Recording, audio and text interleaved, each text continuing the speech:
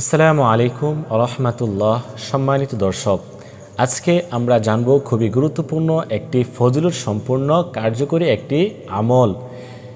সে আমলটি হচ্ছে সূরা ইখলাস চোখ বন্ধ করে 3 বার পাঠ করে তারপরে হাতের উপরে ফু দিলে কি হয়, কি লাভ হয়, এর সম্পর্কে আমি ইনশাআল্লাহ আজকে কথা বলার চেষ্টা করব। আপনারা কখন এই আমলটি করবেন, কিভাবে করবেন, করলে কি উপকার হবে, কি লাভ হবে, এই সমস্ত বিষয় নিয়ে ইনশাআল্লাহ আলোচনা করার চেষ্টা করব। ভিডিওটি খুবই ছোট হবে, আপনারা সম্পূর্ণ ভিডিওটি দেখার চেষ্টা করবেন। সম্মানিত দিনী ভাই ও বোনেরা, যারা এই চ্যানেলে নতুন আসছেন, এখনও পর্যন্ত চ্যানেলটি সাবস্ক্রাইব করেন নাই, অবশ্যই চ্যানেলটি সাবস্ক্রাইব করে পাশে থাকবেন, যাতে করে এই চ্যানেলের যত নতুন নতুন ভিডিও আসবে সবার আগে যাতে পেয়ে যান। সম্মানিত দিনী ভাই ও বোনেরা, আজকে আমরা খুবই গুরুত্বপূর্ণ একটি আমল শিখতে যাচ্ছি। সকলেই শিখতে পারবেন এবং সকলেই আমলটি করতে পারবেন। তো আপনাদেরকে কি করতে হবে, প্রথমে সূরা ইখলাস সহিহ শুদ্ধভাবে শিখে নিতে হবে। হ্যাঁ, সূরা ইখলাস আপনাদেরকে সহিহ শুদ্ধভাবে শিখে নিতে হবে, তারপরে আপনাদেরকে এই আমলটি করতে হবে। যারা আমরা সূরা ইখলাস সহিহ শুদ্ধভাবে পারি না, তারা সকলে আজকের এই ভিডিও থেকেই সূরা ইখলাস সহিহ শুদ্ধভাবে শিখে নেওয়ার চেষ্টা করব। আউযু বিল্লাহি মিনাশ শাইতানির রাজীম। বিসমিল্লাহির রহমানির রহিম।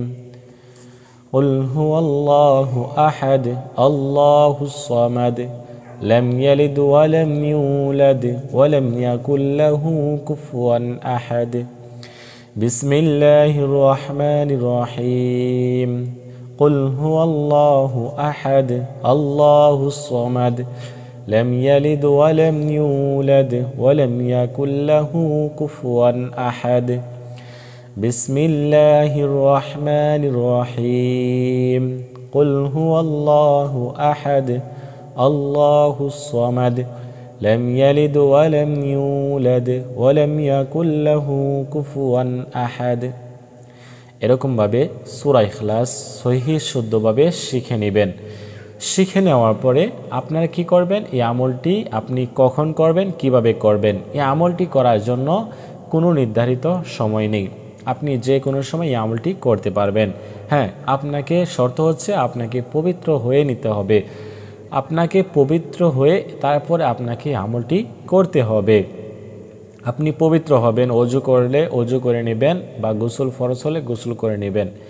তারপরে পবিত্র হয়ে একটি জায়নামাজ বিছিয়ে সুন্দর একটি জায়গায়, পবিত্র জায়গায় আপনি বসবেন। বসে 3 বার ইস্তিগফার পাঠ করবেন, আস্তাগফিরুল্লাহ আস্তাগফিরুল্লাহ আস্তাগফিরুল্লাহ। তারপরে 3 বার দুরূদ শরীফ পাঠ করবেন, যেরকম আল্লাহুম্মা সাল্লি আলা মুহাম্মাদ ওয়া আলা আলি মুহাম্মাদ কামা সাল্লাইতা আলা ইব্রাহিম ওয়া আলা আলি ইব্রাহিম إنك حميد مجيد اللهم بارك على محمد وعلى آل محمد كما باركت على إبراهيم وعلى آل إبراهيم إنك حميد مجيد।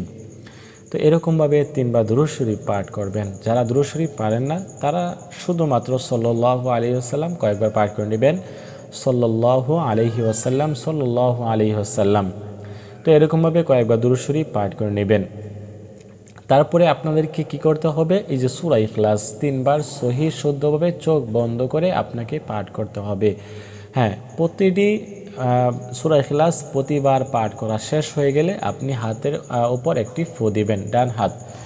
ডান হাতের তালুতে একটি ফু দিয়ে আবার ওই কি করবেন, হাতের তালুটা এভাবে বন্ধ করে নেবেন, এভাবে মুট করে হাতটা বন্ধ করে নেবেন।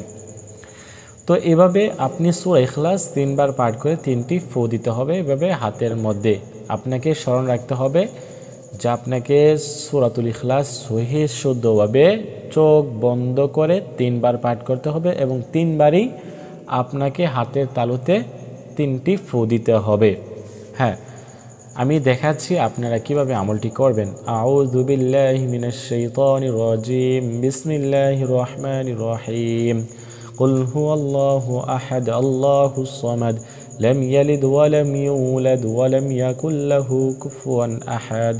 যে সময় আপনি সূরা ইখলাস পাঠ করবেন, ওই সময় আপনি চোখ বন্ধ করে নেবেন। বন্ধ করে তারপর আপনি সূরা ইখলাস পাঠ করবেন। তো পাঠ করা শেষ হয়ে গেলে চোখটা খুলে আপনি হাতের তালুতে একটি ফু দিবেন এবং আপনার হাতটা এইভাবে মুট করে নেবেন। তো এরকমভাবে আপনি 3 বার পাঠ করে 3টি ফু দিবেন এবং 3 বারই আপনাকে এভাবে কি করতে হবে, হাত বন্ধ করে নিতে হবে ফু দেওয়ার পরে। তো এইভাবে আমলটি করা শেষ হয়ে গেলে শেষে আবার 3 বার দুরূদ শরীফ পাঠ করবেন এবং এইভাবে আমলটি করার সময় আপনাকে একটা জিনিস লক্ষ্য রাখতে হবে যে আপনি কার জন্য আমলটি করতেছেন। ওই ব্যক্তির নাম স্মরণ রেখে বা ওই ব্যক্তির কথা মনে রেখে আপনি এই আমলটি করতে পারবেন। যে কোনো একজন ব্যক্তিকে স্মরণ করে আপনি আমলটি করতে পারবেন। তো যে ব্যক্তিকে স্মরণ করে মনে করে আপনি আমলটি করবেন, ওই ব্যক্তি আপনার বাধ্য হবে, আপনার কথা শুনবে, আপনার কথা মতো চলবে এবং আপনাকে ভালোবাসবে। তো এইভাবে আপনারা আমলটি করতে পারেন যে কাউকে বাধ্য করার জন্য বা ভালোবাসা পাওয়ার জন্য বা প্রিয় মানুষকে কাছে পাওয়ার জন্য। এই আমলটি খুবই গুরুত্বপূর্ণ একটি আমল, আপনারা সকলেই করে দেখতে পারেন, ইনশাল্লাহ কাজে আসবে কোরআনী আমল। তো আজকের মতো এই পর্যন্তই। সকলে ভালো থাকেন, সুস্থ থাকেন, আল্লাহ হাফেজ।